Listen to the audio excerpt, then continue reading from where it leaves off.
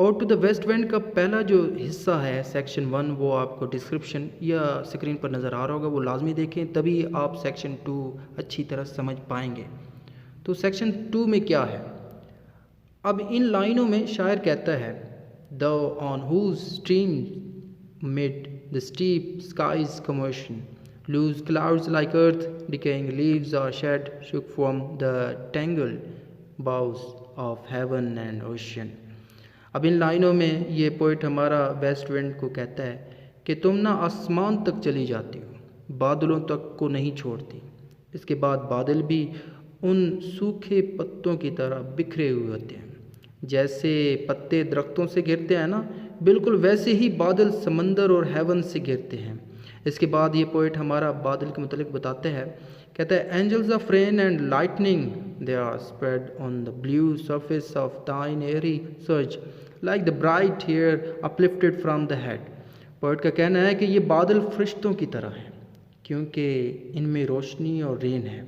और ये बादल कहाँ पर है? ये बादल नीले आसमानों में फैले हुए हैं।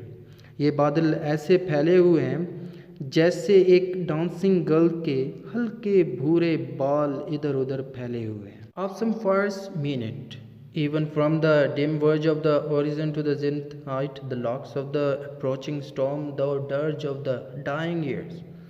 यहाँ पर गॉड ऑफ वाइन डायनासिस की फ़ीमेल डांसर फॉलोअर की बात हो रही है। मिनट वही फीमेल डांसर थी। जैसे मिनट के बाल हैं ना, वैसे ही चमकदार बादल हैं। और सेकंड में क्या था? Even from the dim verge of the horizon to the zenith height. और ये जो बादल हैं ना, हॉरिजन से लेकर आसमान तक फैले हुए हैं, और इन बालों को देखकर ऐसा लगता है जैसे कोई तूफान आने वाला है। और आगे शायर क्या कहता है? The dirge of the dying years, कहता है कि जब वेस्ट विंड ख़त्म होती है तो ऐसा लगता है जैसे साल का सैड ईयर, उदास दुखी साल आ गया हो। आगे पोएट का कहना है, to which this closing night will be the tomb of a vast sepulchre, vaulted will all thy congregated might be vapors, from whose solid atmosphere black rain and fire and all will burst here o here। Poet का कहना है कि ये जो रात है ना, एक बड़े से गुंबद की तरह है, एक डोम की तरह है, और इस गुंबद में पड़ी कब्र के ऊपर से ब्लैक रेन, फायर और बर्फ़ के ओले गिरेंगे। और आखिर पर पोइट का कहना है कि मुझे सुनो, ये वेस्ट विंड को कहता है, Thou who didst waken from his summer dreams the blue Mediterranean। आगे हमारा ये बहुत ही ज़्यादा इमेजिन करने वाला पोइट वेस्ट विंड को कहता है कि तुम सोते हुए मेडिटेरियन सी को इसके समर ड्रीम से जगा देते हो। Where he lay rolled by the coil of his crystalline streams.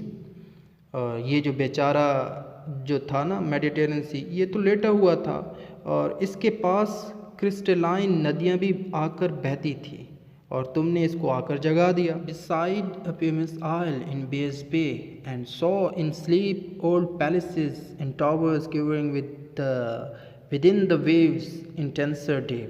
और कहाँ पर है ये समंदर? ये पत्थरों से बने आइलैंड पर है, बेस बे में है।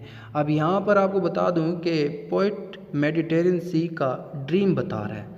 कहता है कि इसके ड्रीम में तुम्हें पुराने महल और टावर्स बर्बाद हुए देखने को मिलेंगे, और ये महल और सब कुछ पानी में डूबे हुए हैं। All over ground with azure moss and flowers so sweet the sense spends picturing them, though for whose path the Atlantic's level powers cleave themselves into chasms। यहाँ पर अभी भी पोइट हमारा डूबे हुए महलों का बता रहा है। कहता है कि जो डूबे हुए महल हैं ना, इन पर सी प्लांट्स उगे आए हैं, और ये ब्लू कलर के फ्लावर्स की तरह लग रहे हैं। अब यहाँ पर कहाँ पे? So sweet the sense friends picturing them. यहाँ पर पोइट कहता है कि मैं जब भी इनके बारे में सोचता हूँ तो बहुत ही खूबसूरत लगते हैं।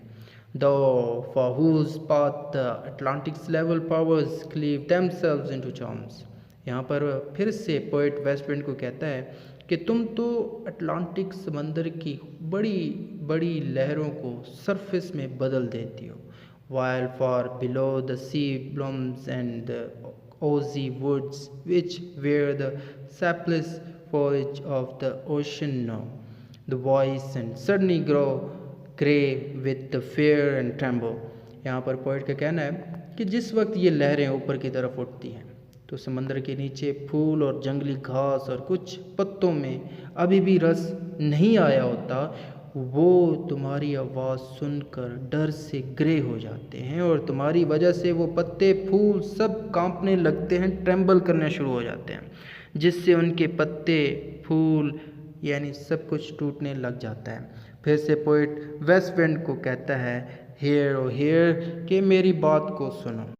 If I were a dead leaf, thou mightest spare. If I were a swift cloud to fly with thee, a wave to bend beneath thy power and share। अब यहाँ पर पोइट हमारा वेस्ट विंड से बात करते हुए कहता है कि अगर मैं भी एक सूखा मुरझाया हुआ पत्ता होता तो तुम मुझे भी अपने साथ बादलों की तरह या फिर लहरों की तरह उड़ाकर ले जाती।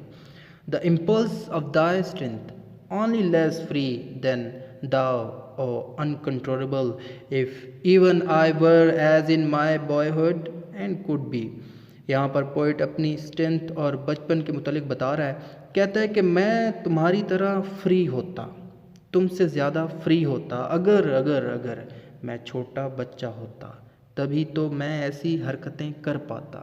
The comrade of thy wandering over the heaven as then went to outstrip thy sky speed scarce seemed a vision I would never have striven। यहाँ पर पोइट का कहना है कि अगर मैं बच्चा होता ना तो तुम्हारी तरह तुम्हारे साथ हर जगह जाता। हाँ, ये ज़रूर है, अजीब लगेगा कि मैं तुम्हारी तरह फास्ट होता, तेज़ होता, तुमसे ज़्यादा तेज़ भागता।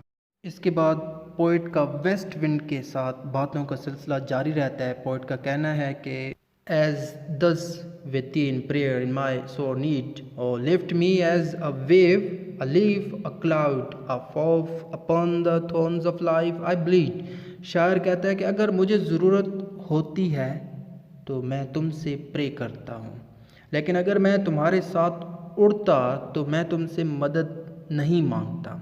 यहाँ पर पोइट का कहना है कि ए हवा, मुझे अपने साथ एक बादल, एक लहर, एक पत्ते की तरह ले जाओ। क्यों साथ ले जाओ? क्योंकि मैं ज़िंदगी के कांटों पर गिरा हूँ। I fall upon the thorns of life, ज़िंदगी के कांटों पर गिरा हूँ और मेरा यहाँ पर खून बह रहा है। O heavy weight of ours has chained and bowed one to like the tameless and swift and proud। यहाँ पर शायर वेस्ट विंड को कहता है कि वक्त ने ना मेरे हाथों में हथकड़ियाँ लगाई हुई हैं, चेन्स लगाई हुई हैं। कभी मैं भी तुम्हारी तरह तेज़ गुरूर से भरा और वाइल्ड हुआ करता था। Make me thy lord even as the forest is। What if my leaves are falling like its on the tumult of thy mighty harmonies। यहाँ पर शायर वेस्ट विंड से कहता है कि तुम मुझे एक अपना म्यूज़िकल इंस्ट्रूमेंट बना लो, जैसे तुमने इस जंगल को अपना एक म्यूज़िकल इंस्ट्रूमेंट बना रखा है। जब भी तुम इस जंगल से गुज़रती हो ना तो इस जंगल से आवाज़ें आना शुरू हो जाती हैं और इस जंगल की तरह मेरे पत्ते भी झड़ रहे हैं और तुम्हारा ये हंगामा करने वाला जो ताकतवर म्यूज़िक है ना, क्या है? म्यूज़िक है। आगे बता रहा है, will take from both a deep autumnal tone sweet though in sadness be thou spirit first my spirit be thou me impetuous one. यहाँ पर पोइट का कहना है कि तुम्हारा ये ताकतवर हंगामा करने वाला म्यूज़िक मुझ में और इस फॉरेस्ट से एक डीप ऑटमनल म्यूज़िक बाहर लेकर आएगा। ये गीत हमारा उदासी में भी खूबसूरत महसूस होगा। आगे, be thou spirit first my spirit be thou me impetuous one. यहाँ पर पोइट का कहना है कि ए तेज़ हवा, तुम मेरी सोल बन जाओ, मेरी रूह बन जाओ, तुम मुझ में मिल जाओ, मेरी तरह बन जाओ। Drive my dead thoughts over the universe like where the leaves to quicken a new birth। यहाँ पर पोएट वेस्टविंड को कहता है कि मेरी डेड थॉट्स को पूरी कायनात यूनिवर्स में फैला दो ताकि ये इंस्पायर कर सकें, ताकि दूसरे लोग कुछ नया कुछ अलग कर सकें। बिल्कुल उन मरे हुए पत्तों की तरह नए पत्ते जन्म लेंगे। And by the incantation of this verse, और इस पोएम को, इस वर्स को जो मैं एक दुआ की तरह पढ़ रहा हूँ, ये पूरी कायनात में फैला दो। फिर इसके बाद ये पोइट इन लाइनों में बता रहा है कि मेरी इस पोएम को, मेरी इस वर्स को हर जगह राख और चिंगारी की तरह फैला दो। मेरे अल्फाजों को पूरी इंसानियत तक ले जाओ। मेरी ज़ुबान बोलो इस तरह से कि the trumpet of A prophecy of and, कि ये पोएम, ये अल्फाज फ्यूचर की प्रेडिक्शंस बन जाएं। If winter comes can spring be far behind. आखिर पर शायर कहता है कि अगर विंटर का सीज़न आएगा, क्या स्प्रिंग बहुत दूर है। तो उम्मीद करता हूँ ये जो ओड है आपको पसंद आए तो लाइक कीजिएगा, सब्सक्राइब कीजिएगा, अपना फीडबैक कमेंट में देना ना भूलिएगा। Thank for watching this.